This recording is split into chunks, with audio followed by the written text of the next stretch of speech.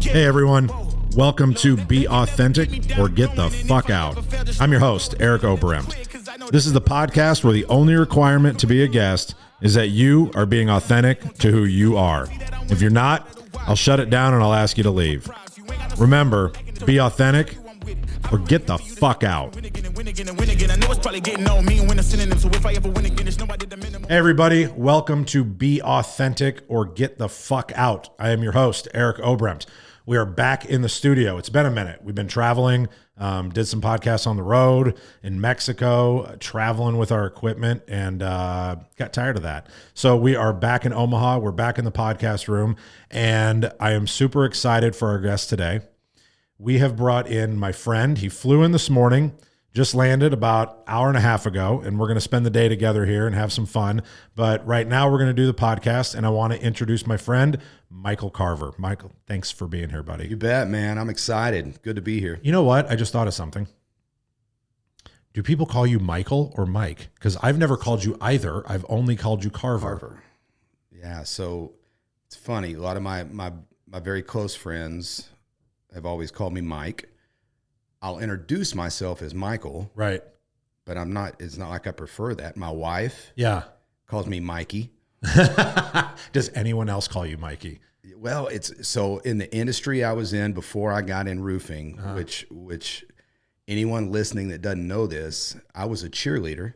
Oh yeah. In college. That's where I met my wife. That. Yeah. Yes. And so in the cheer world, we used to own a gym and did all that back in the day. So anybody that knows me through that world calls me Mikey. Okay. But most people in roofing now, I'm Carver.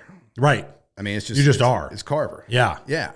So wow, you know what? I didn't even write that down. I forgot about that. Well, that's a whole nother podcast. Let's do 10 minutes on that though, because I remember some of the best time that we've spent together was that 3.5 hour drive. Yes. From DFW to the ranch. Just getting an opportunity to talk and get to know each other better.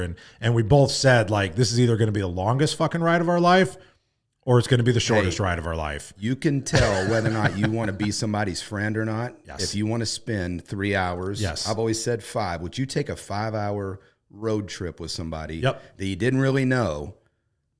Would you do it? And, you know, if it works out and it's fun, hey, they're friends. But if not, there's no way I want to spend 3 hours in a car with somebody I don't really know or that I don't like. Right. I've always said that about golf. That was always my test. I was like, if I sit in a cart with you for 4 hours and I don't want to punch you in the mouth when we're done, we can be friends. Like, we can be friends 100%. But we took that 3.5 hour drive or whatever, and like it went really fast. Yep. You know, because we just had a good time talking and getting to know each other better. But that was something that I didn't know about you at the time. Right. Because you played ball. Yeah. Right. I mean, you played all the sports and everything, but then you also did this and went to college and did it, correct? Yes. Yeah. And that's really where, you know, I did it. And I played ball in high school but I wasn't good enough to play football or baseball in college. And anyway, so I did cheer, and it was kind of a weird deal, but it was a God thing, I think. And, I wouldn't be married to my wife. Because you met her doing that. Yeah. We met at Tech, cheering at Tech. She cheered too. Yeah, she cheered too. So I definitely married up. Yeah. And odds, hey, here's my theory. Odds are pretty good if you're a cool guy. Yeah. In the cheer world. Right. I'm just saying. Right. You can do the math on that. I mean, obviously that's what's running through my head is like, you're the guy. Mm-hmm. Right? Yeah. And you're, like you said, I mean, like if you're a decently cool guy. Right. You just got to be decently and you're just surrounded by 9s and 10s. We're just going to throw numbers out there. Odds are pretty good. Yeah. That you might do okay. You might do all right. Yeah. I like that. Man, I would have never, I don't think I would have had the balls. I mean, it takes courage. Yeah. Right? Yeah. I mean, 100%. Like Absolutely. it takes courage to do that. Yeah. Because it had to be obviously in the back of your head. Yeah. And I'm sure people always ask me, so what got you into it? Right. You know, all that. And so I had a girlfriend in high school. Okay. She was a cheerleader. Our team or whatever at school was a co-ed team. And anyways, they had a spot open up, and I'd kind of been around them, and they taught me how to stunt. And I thought that was super cool. And that's like the grabbing them, throwing them, catching them, throwing them up in the air and stuff. Okay. And, you know, I mean, that was pretty, that is pretty cool. Yeah. You know, and so they asked me to do that. I filled in for them and did nationals or whatever. And then so I kind of knew how to do it and went to Tech and kind of put that to the test. And because you generally need to have guys to do that, right? Yeah. Like, it's not a girl thing generally to do. There's all girl squads and there's co-ed teams. So it's just a different type of squad. Gotcha. Yeah. Okay. All right. So you went to Tech. Yep. Texas Tech. Texas Tech. Is there another Tech? There is. Virginia Tech. There's La Tech. I just assumed that like everybody. Well, this podcast is you know, worldwide, so we got to be clear. But who gives a shit about Louisiana Tech, right? I, mean, I didn't say it. I did. That's okay. I can say whatever I want. You can too. Okay. Yeah. You don't have to be political. You don't have to be political here. That's true. I'm telling you that now. That is true. Because I won't be. Because what's the title of this? I don't know. What is it? Yeah. Oh, it's beyond that. We haven't had to get anybody the fuck out yet. You haven't kicked anyone out because that's in your intro. It is. So I was worried. I'm like, hey. So don't be that guy. I'm not gonna be. I'm being authentic. Don't be the first get the fuck out guy. That would be. Oh, hold on here. Let's do the Diego. Diego Dante got us this. So let's everybody remember. I love that. I haven't got to use it yet, but there's a few people that we've thought about inviting. Here's what we've decided though, is that not decided, but realized is that anybody that comes in now to do the podcast, if they have an inkling that they wouldn't be, they just won't accept. Mm-hmm. Right. So like so then literally somebody, I don't know if it was Lexi or if it was somebody else, but they're like, oh, you know what? We need to stage something, you know what I mean? Like just so it can blah, blah, blah. And I'm like, we can't do that because, well, no, somebody will. I could talk somebody into doing it, but like, but then it's not authentic. Right. Like I can't stage it. No, I can't stage somebody to say, get the fuck out. Like that is true. You know, but like it's been talked about, but we had to shit can that real quick. So anyway, sorry. Where did we leave off? That's where I'm bad at is circling back. I'm bad at that. I'm really bad at that. But we're talking about cheer. Oh, so you graduated college. Yep. You got out, and then where'd you go from there work-wise? What'd you start doing? Yeah, so she actually wasn't even my girlfriend at the time, but Kristen, my wife, we worked at a gym. Oh, in Lubbock. Okay. And we broke off from that and opened up our own gym, and so we became our own entrepreneurs. Oh, cool. 22 years old and had a gym for about 10 years in Lubbock. Oh, wow. Yep. And, that's a long time. And what got me into the roofing industry was one of our dads moved to Dallas, and he was the Carlisle rep and worked at he was president of a company. He's like, hey, if you can do what you've done in Lubbock, Texas, in this world, we had built a gym, about 500 kids going through it a week. And I mean, it was really successful, but it was 7 days a week, 7 nights a week. Yeah. And after we had our second son, it was like, man, we got to get to some real life here. And, it was good money, but it was not a good lifestyle. Yeah. So anyways, we sold our gym, and I went into the roofing industry not knowing anything about it, and started all over at, I guess now probably 16, 17 years ago. Okay. Like that. Okay. Yeah. Originally as a Carlisle.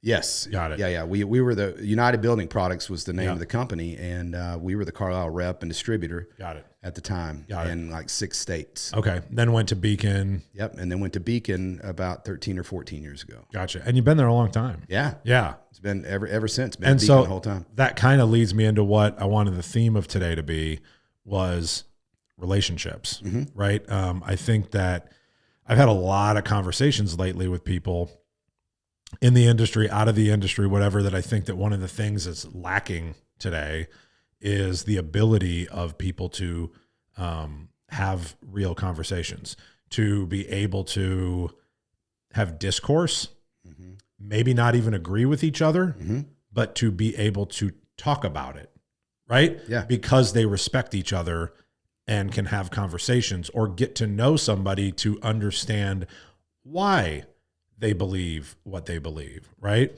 It's not just, it doesn't just have to be people screaming from one side and screaming from the other side. Like, I know that you and I both have very like definitive opinions on certain things and politics and, you know, blah, blah, blah.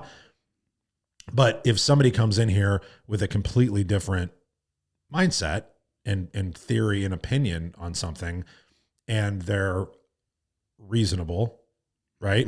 Right. That it would almost be fun to have a conversation, to understand them, have empathy, and understand, like, why do you believe that?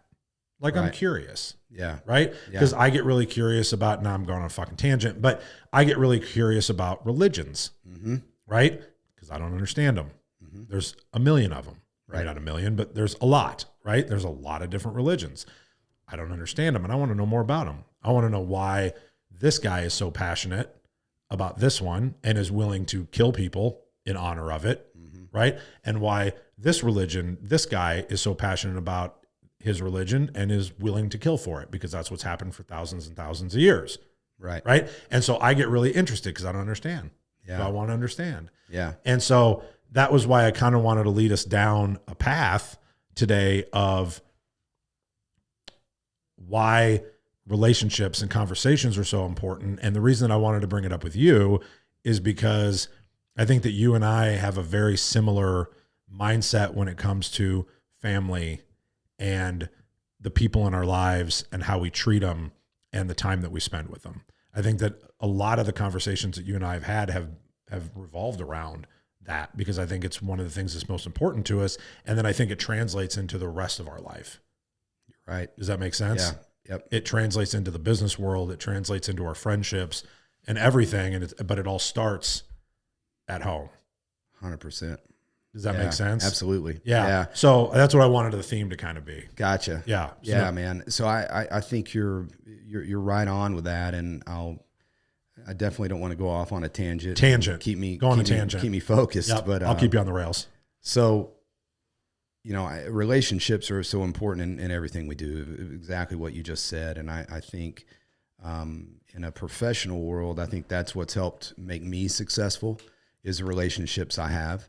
But I'll circle back to that in a minute, because you said it, you know, it starts at home, and it starts with our spouses, and it starts with our kids, and it starts with our friends, you know, that we have just on an everyday basis. And that, you know, that I live so I can, you know, live to work. You know, I work so I can live. Right. You work. Yeah. You work so you can live. Yeah. You know, and so that, you know, my home and my family and my kids are everything to me, you know, and I think we can, you know, most people say that, but is it? They don't all mean it. But is it? Correct. You know, and you know, I can't wait to get back home. And, you know, Wednesday, my son, you know, district play starts with baseball. I can't wait to go watch them. Yeah. You know, you've got badass kids. They are pretty badass. Yeah. You know, and but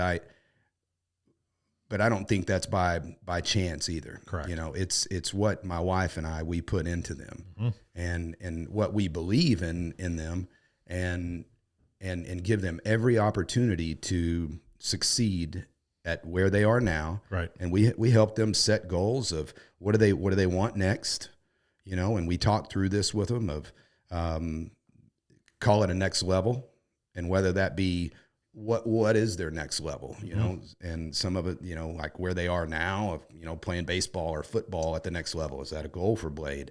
You know, my older son, Breck, that was a goal for him to play baseball at the next level, and he's set up to be able to do that. And my daughter, who's an incredible dancer, you know, crazy goals, and it's super expensive, so I need people to buy more roofing products, buy more shit, so we can support these goals. But we just got done with our buy more shit meeting, so I got it. I got it. So we did have that meeting. So for the record, we did have that meeting. Yes. So everybody can go play baseball. Yes, absolutely. Yeah. And hey, baseball is one thing, but dance is a whole nother fucking thing. Yeah. I want you to continue on this, but have you ever talked to Phil Sanov about his daughter? I've not. So Phil's daughter is a professional dancer in Chicago. Really? Yes. And Did not know this. is amazing. and has her own studio and like this whole thing, you should talk to Phil, because I bet that Phil's daughter, I really want to meet Phil's daughter because like he talks about her all the time. Wow, you know, yes. whatever. But you should have a conversation with Phil about that. Like now we're just talking. It's not even fucking podcast time, but like you should talk to Phil about that because definitely. Phil, if you're listening, we need to talk. Oh, he's listening. If anybody listens to this podcast fucking religiously, it's 1,000% Phil Sanoff. Yeah. Cool. So, but I think it'd be cool because I bet your daughter getting to meet his would be a pretty neat thing. So anyway, go on. Yeah. So, anyways, my wife and I, you know, some people say it's too much, but our kids love what they do, and we love supporting them and doing everything we can. And you're not pushing it down their throat. No, they want to do it. You're gosh. supporting them and making sure that they have the path. And I think maybe that's what I'm getting from you is that your kids want to do something. And not only you're not supporting them from just the sidelines, you're helping them learn how to do the things that they're going to have to do in life, right? In setting goals, making targets, not fucking around so that they get shit done, be intentional, be consistent, do all the things that we all talk about on a daily basis, because that's what's all going to translate. You might not play baseball your whole life. Eventually you're going to have to get a job, probably, right? Like, absolutely. Because you can only play so long. Even if he goes till he's 40, he's still going to have to get a job. Still going to have to do something. Still going to have to get a job, do something, start a business, whatever it is. Yep. But all of those things translate into life.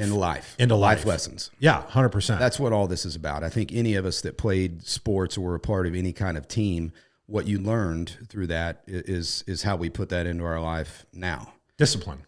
100%.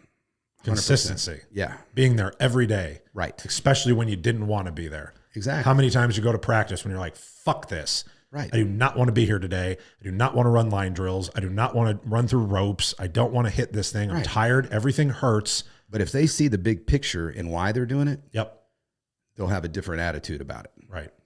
And I never did growing up. I never had that kind of mindset. But I think my wife and I are both wired that way. Yep. That, like you said, we're not shoving it down their throats. They just see the big picture, and it's part of life, and they love it, and they enjoy it. So if the time ever comes with any of them that they don't want to, that's okay. Right.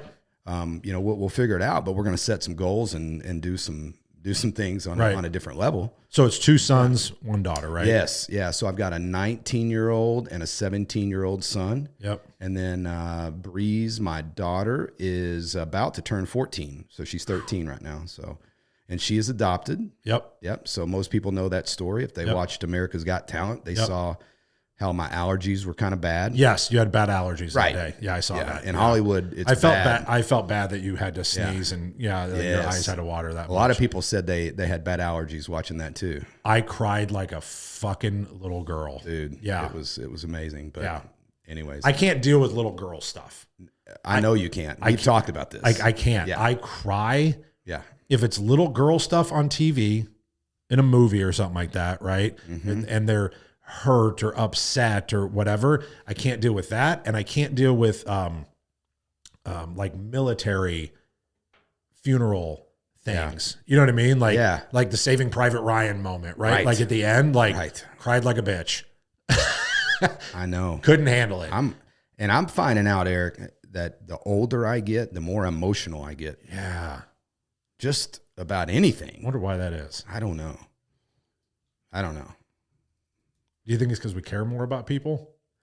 And not just ourselves? Yes. I think the older we get, the more we start to care about others. Like one of your podcasts talking about your grandfather. Yeah. And I'm the same way. I mean, I'll start talking about things and just get choked up for no stupid reason. Right. And I remember my grandpa doing that. And if you remember, our stories were very similar. My grandparents raised me as well. Right. And but anyways, I remember my granddad, he would just choke up just talking about a story that, when he was a kid. And I was like, why is he crying? You're looking at me like pussy. Yeah. I'm like, why is he crying about this? But, I see it now. Yeah. And anyways, going back to relationships, I do believe that it starts at home. I've got a group of friends. We've got some some text threads that go on, and that I have to put it on silent because it's just, we all have those, right? Yeah, but I've got buddies at home that, man, they're just, and hopefully no one shares them, because I definitely couldn't run for office. Definitely could not. Definitely could not. I mean, so I don't plan to. No, but if I did, no. I mean, I take that back. Anybody can run for fucking office now. That is true. You can literally do anything. Yeah. And run for office. So I take that back. So I guess maybe that's the good thing that came from all of that, is that I could run for office now. You could. Right. Yeah. Yes. Okay. So anyway, yes, we can run for office. Okay, go on. But, I think all that, and I would say in work, professionally, yep, it's a whole nother level of what we've got in our industry that we're in. I think we all have different pockets of, I know us on the distributor side. So I mean, we've got 8,500 employees at Beacon, right? Right.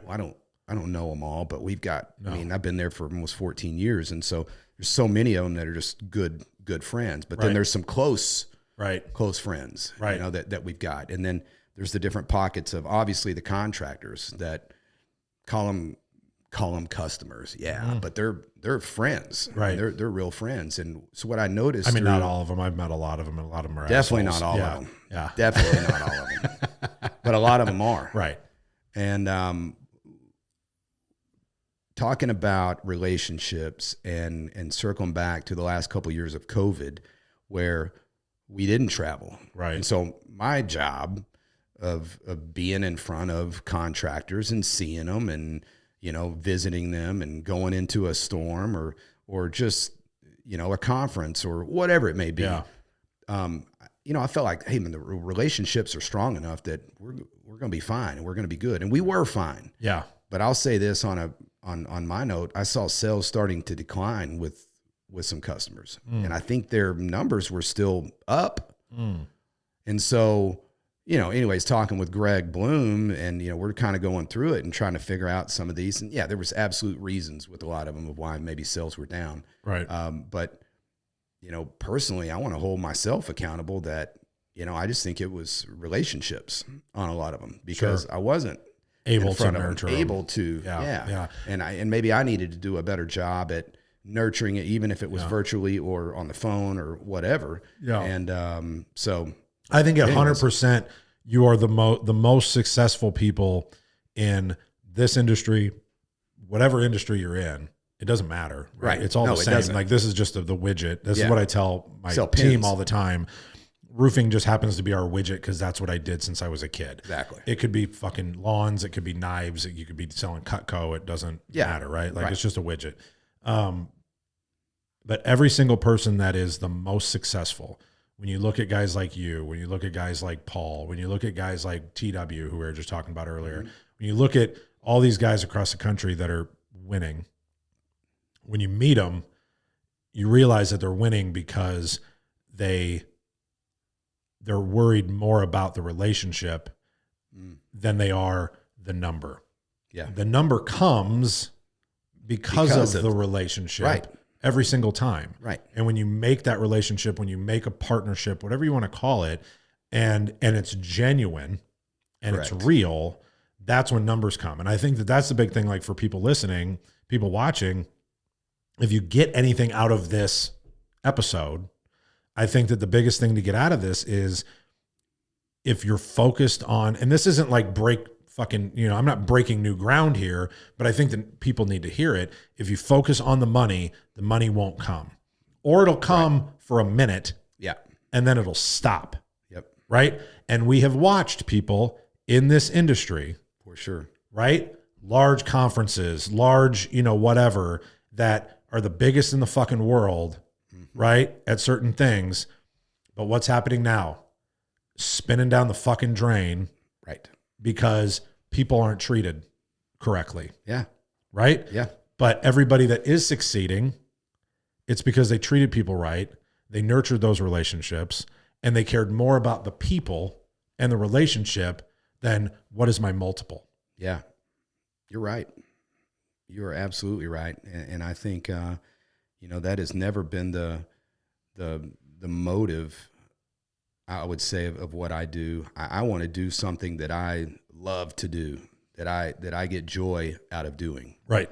And I think I've got the greatest job in the world, you know, and I love what I do every day. But you build relationships. That's it. You don't fucking sell material. I don't know much about roofing. No. I've been doing it a long time. Sure. And hell, everybody's laughing because they're like, no, he really doesn't.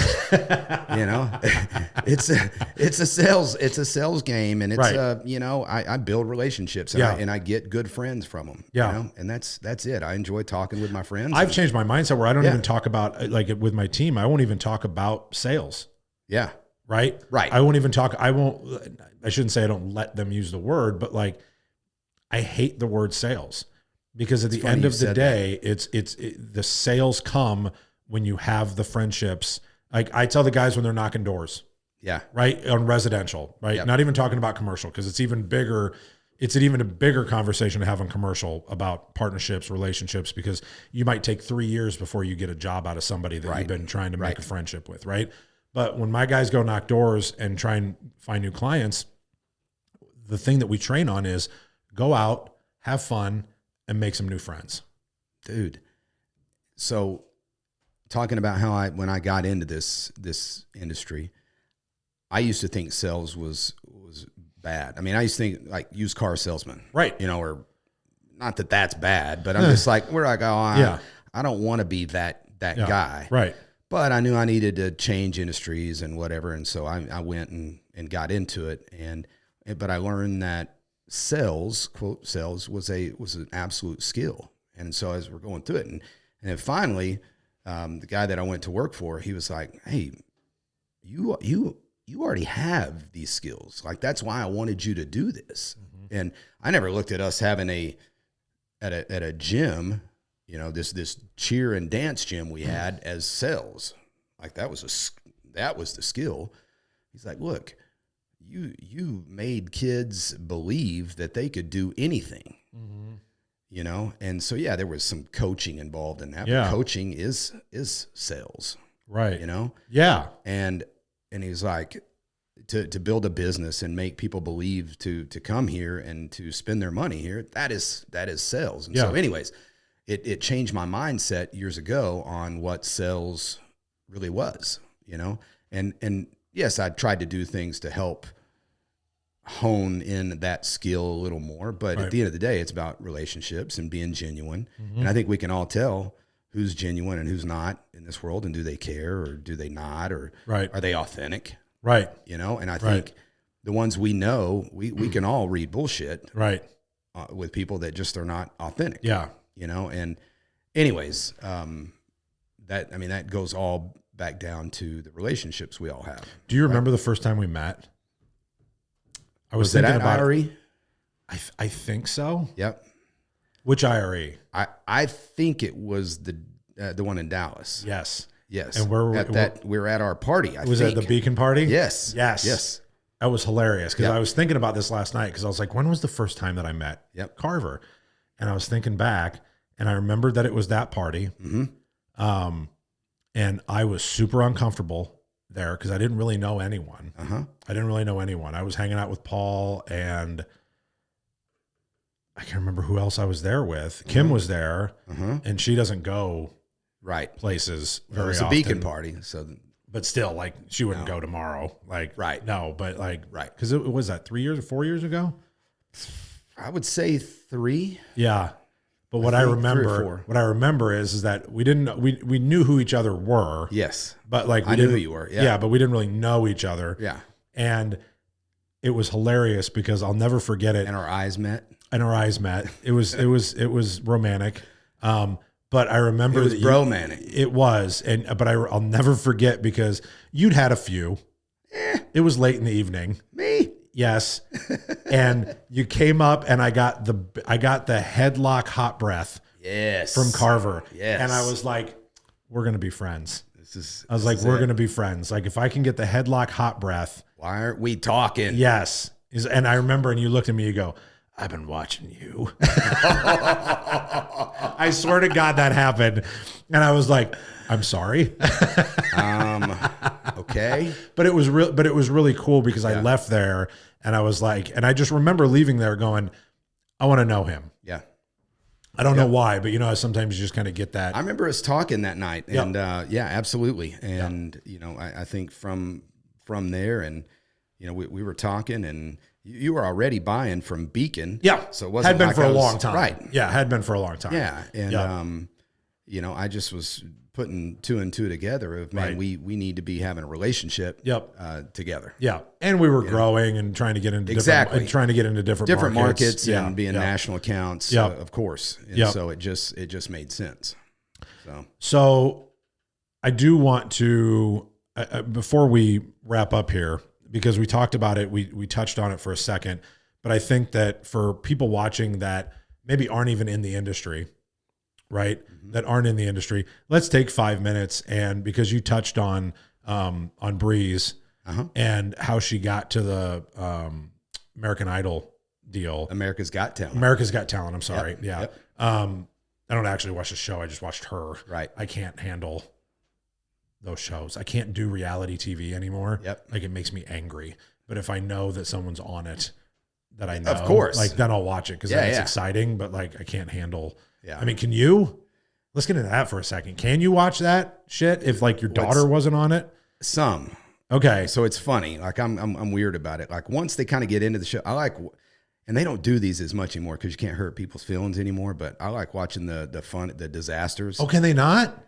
They don't really do them that much anymore. Oh. Remember when Simon used to just blast people and it was funny or whatever? Will it still have the shitty people on? Yes. That are really bad? Yes. But then they're nice to them? They're not as mean. Yeah. Because everybody gets a green ribbon these days. But over that. Okay. But yeah.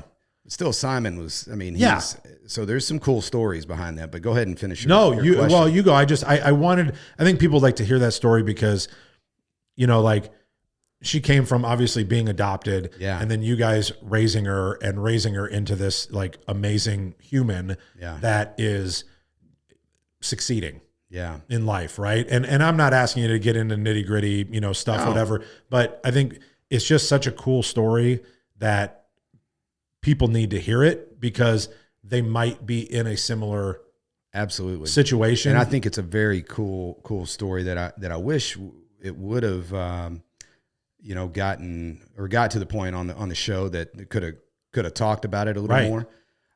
But the story, so we adopted her when she was almost 5. Right. So she was basically 5, like a month and a half or a month away or something like that from being 5. About this time, how many ever years ago? So she's almost 14. So, right. Anyways, when we got her, she had absolutely zero confidence. She hid behind my wife, and she would always put her hands over her face when people talked to her because, I mean, she literally zero confidence. Okay.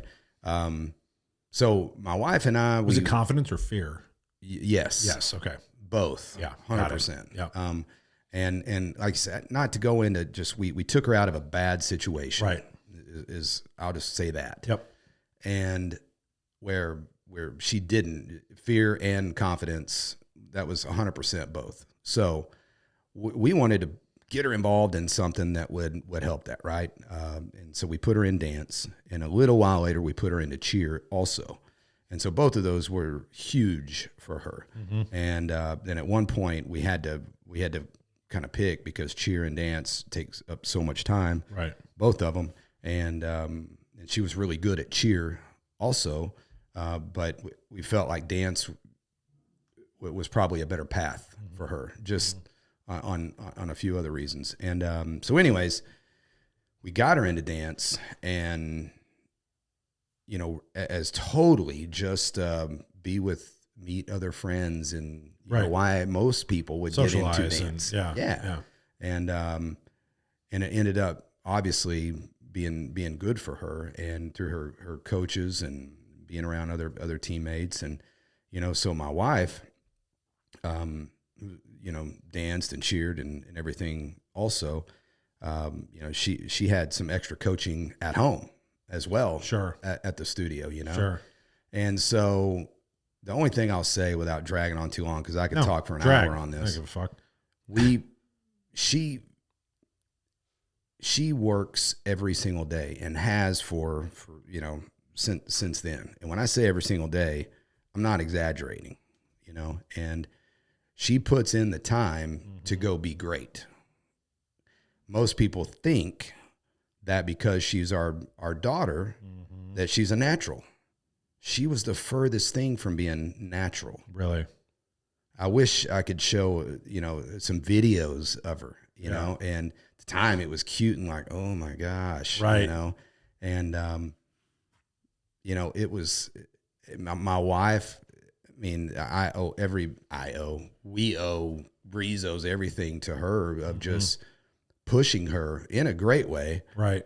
Of continuing and make her want this, and because it was not natural whatsoever. Did she have some burnout moments?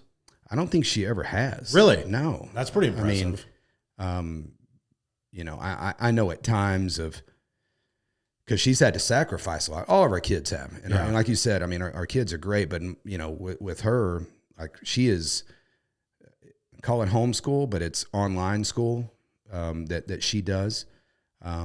And reason being? Well, the main reason is the year, or call it the year before COVID, that fall, she was asked to be was on the USA dance team that competed in Poland. Oh, yeah. And so they trained in Boston. And so she had to go like 5 different times or something like that to Boston that semester. Wow. So we put her in online school, and a bunch of the older kids were already from her studio, were already in this online school deal. And so probably just a matter of time, but that was a time that we needed. How many hours does she dedicate a day? A day? I would say 6. Get the fuck out of here. No. And it's really? Probably more. I mean, to dance. To dance. Oh yeah.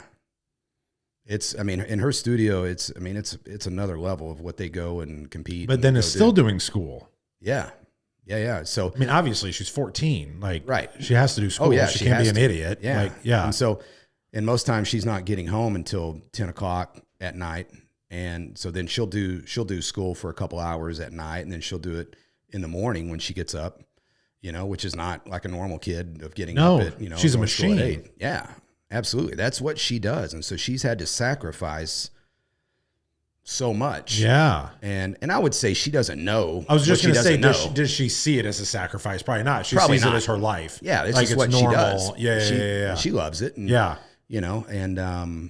so, there's the good and the bad of that I'm sure a lot of people are like, oh, she's missing out on blah, blah, so much. I'm like, but is she? So but they're missing out on what she's fucking doing. So, yeah, but she's not missing out on anything. I mean, especially with how crazy the world is right now. Right. I know I'm speaking your language. As much as we can keep them out of the bullshit that's going on in the world, I'm all for it. Right. So 100%. Yeah. I just want to hide them. Yeah. But I know we can't forever. Yeah, I know we can't. But can't we? Probably not healthy. Okay. Probably that's not. Tegan's new thing now. I'll ask him like, did you do that? Or can we do that? And she's like, can we?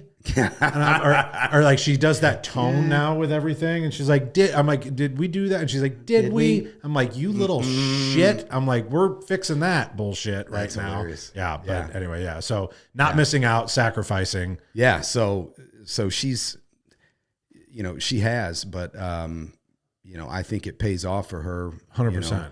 That when she can go and succeed, and hey, she still goes to competitions and doesn't place where she doesn't want to sometimes, and it drives her and it pushes her, and other times the next weekend she does. So there's two things. There's two things that I'm getting from that it made me think of. So, and I'm going to make one statement, then I'm going to ask a question. Yep.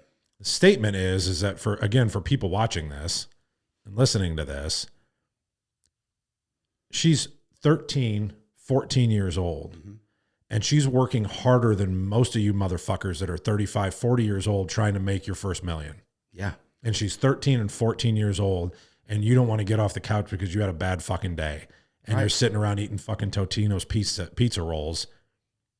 And this little girl is fucking busting her ass at 13, 14 years old. And it gives me hope that there's more girls like her and guys like her, and that the mentality that has been thrown out there, or the perception, I should say, the perception that young people today are fucking lazy and shit. You know what I'm saying? Like, because it is like, yeah, it's a perception. I think every generation says that about the generation coming up. And it's like, you lazy prick, get out of bed, go to work, blah, blah, blah. Right. But when I hear and see actual stories, dude, like in real life, it makes me more angry at the people online bitching and complaining about gas.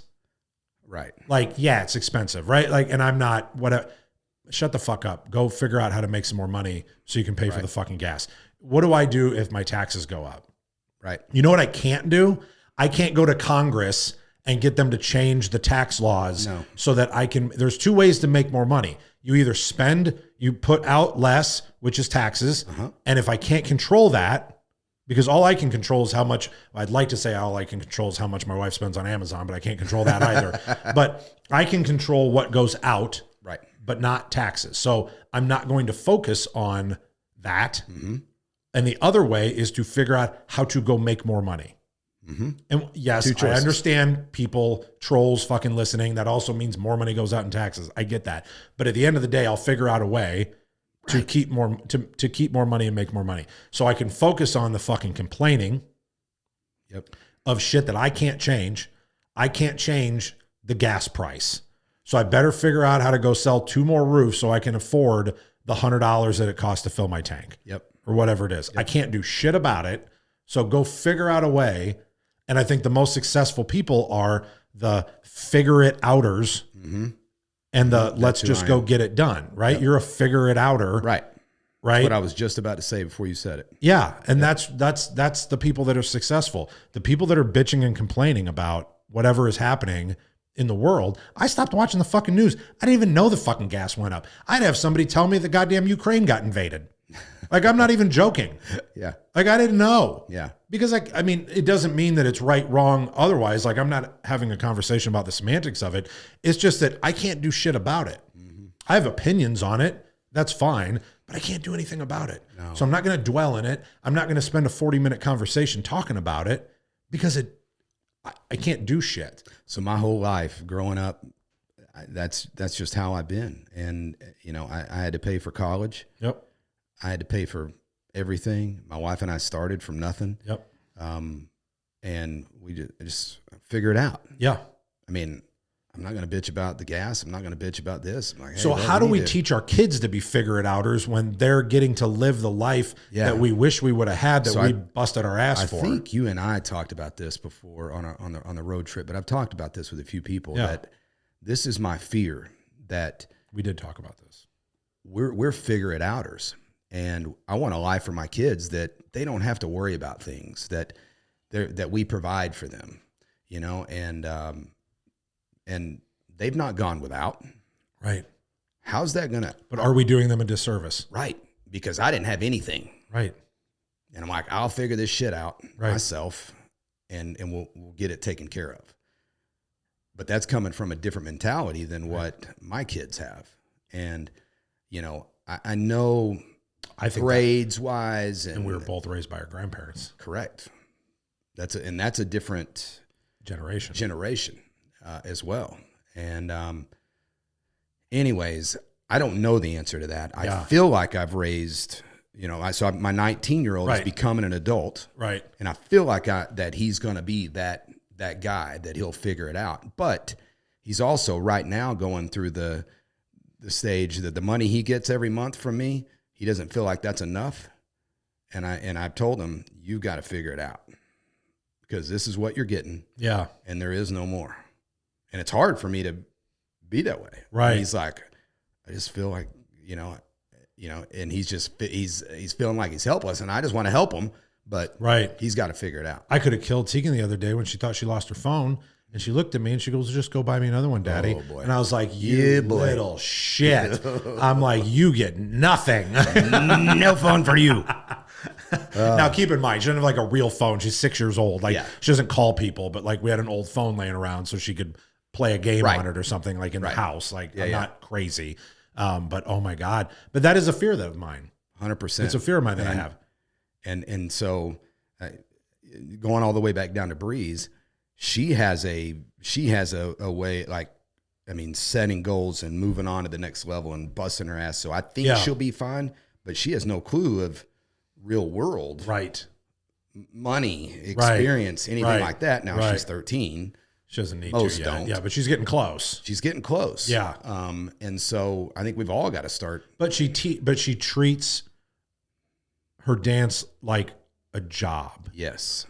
And I think that's the difference. Agree. Right? And if she doesn't understand something in dance, she either goes to a coach or she practices it until she figures it out.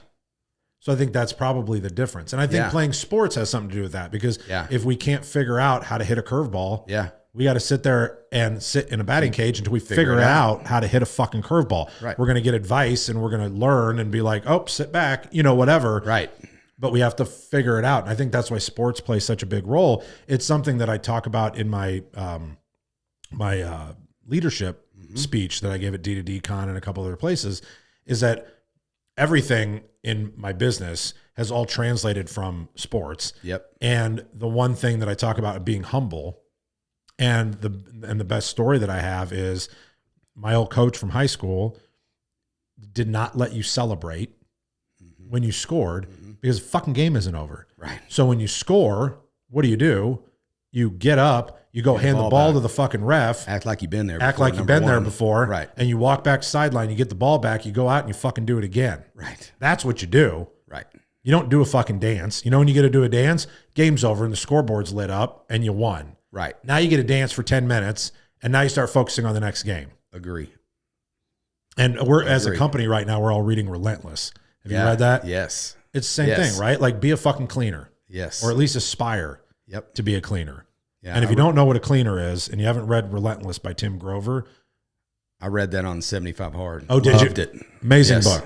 Amazing book. Loved it. And it's not telling you have to be a cleaner. No. It's just who are you? Understand what you are so you can succeed in that, in that lane. Right. So my question that I said I was going to ask like 10 minutes ago, I think actually when I started, I said I was going to have a statement and a question, is do you think, and the reason I ask this is because, again, every story that you tell me about Breeze, I think about Tegan. Yeah. And I think about what she's going to do in the next 3, 4, 5, 6, 7 years, right? So like this is kind of just selfish now because I'm trying to figure it out. Yeah. As dedicated as she's been, the fact that you're telling me she's spending 6 to 7 hours a day working on her craft, right? And still going to school and blah, blah, blah. Do you think that she has is she able to make the relationships that we're talking about with that group? Are they real? Or, you know what I mean? The time spent, is it real? Does she get to have those kind of relationships? Because that's what's so important to us. Yeah. Right? Yeah. And that's something that I don't think is okay to sacrifice. Yeah. So are we intentional about making sure that that does happen? Yeah. So I wouldn't say that we're intentional. Or her. Yeah, whatever. Yeah. Or her. But those happen. I mean, her teammates and who she's around being at the studio, she's got tight bonds with. Okay. And I'll say they're girls for the most part, and there's issues that go on here or there, or whatever. Right. But she's learning real life. Good. Socializing with others. Right. And do I think there might be more if she, didn't just, in that bubble, she's expanding and she travels all over too, and goes to these different conferences and things so she creates relationships with not only just other kids her age, different age, older, younger, being mentors to some younger ones, and people all over the country. Right. Yeah. So I would say different than what you and I or most kids get to experience, but definitely not defending. I think that there would be more if she was in a normal school environment, probably.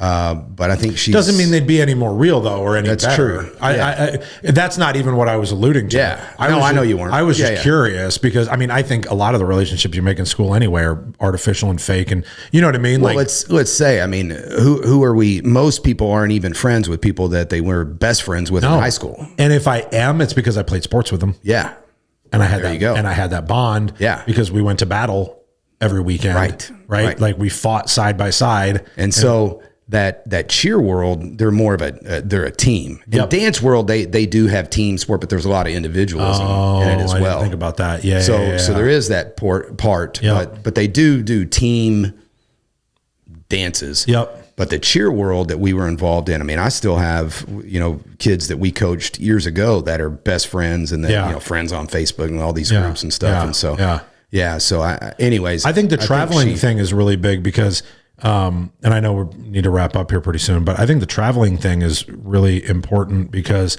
it's funny. When I was younger, I used to think about how, hey, you get a house, right? You make friends with your neighbors. You sit out in the front yard and drink beer and fucking, hang out, and like, that's your life. Right. And like, that's the life that we aspired to. And that's where our friends are going to be and blah, blah, blah. And it's so funny how in the last, say, 5-6 years, mine has changed to my best friends are everywhere. Yeah. All over. Like the people that I'm closest to that I know that I can have a real conversation with anytime that I want are not those people anymore. They're literally littered all over the country in Phoenix and Dallas and Denver and, Florida and Arizona, like all over the country. And it's really interesting how that happens, but it gives you such a different perspective because it's different everywhere. Like the way that you live, where you are is different from the way that Buddy lives in Phoenix. And it's just a different state, but it's a different insight. And the reason that is for you the way it is with the industry you're in and the different conferences and going here and going there. And so you're building those relationships. So you've got them kind of all over. And I would say it's where you're spending your time. True. So with me, and like I said, professionally, I've got best friend, great friends, but on just a personal level, it seems like, with kids sports and with whatever, it's kind of, you're around them so much. And so we've got this group of friends that we're around. It's mainly because of sports and going to the football games and now the baseball games. And that's our group. Right. When they're gone, what happens to it? And I've seen these go on different, best friends on my kids' baseball teams. And then once they're not on that team anymore, you just don't have time to really hang around anymore. Right. So anyways, I don't think there's anything wrong with that. No. It's where we spend our time. Yeah. Are we building relationships? Right. Yeah. And, but are they best friends that you'll be friends for life? So I think that's how we end this is if the people that are listening to this, what are you doing with those relationships? Right. Because my intention would be, like we've had enough time together, we've formed a relationship. And if you left Beacon and went to go do something else, right. Are we still conversating? My answer is yes. Yeah. Right. Absolutely. But it's also funny because I followed a rep from company to company to company to company as well. A lot of people do that. Right. So we've had a rep that landed at Beacon, but we followed him from ABC, from Roofers Mart, from whatever. Right. And that's how we landed at Beacon. Right. Because we followed that rep because we had a relationship and I knew that he was going to make sure that he took care of us. Right. Right. And I think it's the same. You know what I mean? Does that make sense? And so 100%. The question to the people listening is, in the relationships that you have, and if they're the baseball relationships, let's call them, right? The parent baseball relationships, are you being intentional about really making relationships with those people so that when baseball's over, you're still friends. You're still friends, right? Yes. And again, there's nothing wrong with that they're not all going to be that, right? Like Paul and I were talking the other day, like I got like 3 real friends. You know what I mean? Like, and that's maybe 4, right? But you know, I have so much time, right? So like, I'm not saying that people should be like, you don't need 100 close friends, but are we being intentional with that time? And are we being intentional with those people that we're spending time with? And I think that that's what I wanted this kind of to be about. And again, it all started with family. Holy fuck, we hit an hour. Good job. Wow. Yeah, that's good. Wow. We haven't done one of those in a while. I'm excited about that. That is. But are we being intentional about that time? And are you being present in the time that you're spending with those people, whether it's with your wife, with your kids, with your husband, with your whoever it is that you're spending time with? Are you being present in that moment, or are you doing something else? Because if you're doing something else, then just go do that. Right? If you're not, like, we only get to be here once. And I think we're all guilty of that. 100%. I'm not saying. I know you're not. Because but as you're saying that, I'm like, I can remember even just last night, my wife got in town from, her and Breeze, and I'm watching TV when they're coming in, and I could have been more intentional. Yep. So because we take them for granted. Yeah. And I know that. And we always take the people that are closest to us for granted. Yep. I know that's 100% true across the fucking board. Guilty. Right. Yep. But do we know that? That's the difference, is do you know it? Because if you know it, then you can at least try to be better and be better as often as you can. Absolutely. Right. But the people that don't know it, they're fucked. They're doomed. Right. Because they don't know it. Right. So if you're asking yourself, like, you probably do it. Yeah. So figure it out so that you can be better. That's it. That's what I like to talk about. Just figure out how to be better in whatever it is that you're doing or not doing. Figure out how to be better. That's what that's what I always tell my kids too. It's how we leave it. Hey, just be better. Be better. Yeah. So at the end of every podcast, the way that we always end it is I want to give the floor to the guest, because whether it was something we talked about or something that we glossed over, I want you to be the person that kind of closes out and has the last word. So like whatever you want to either reiterate or bring up, that's what I want to hear about. No, man, I think this was great. This is great for me to talk about and hear myself and hear you talk about as well. And one of the most authentic people that I know.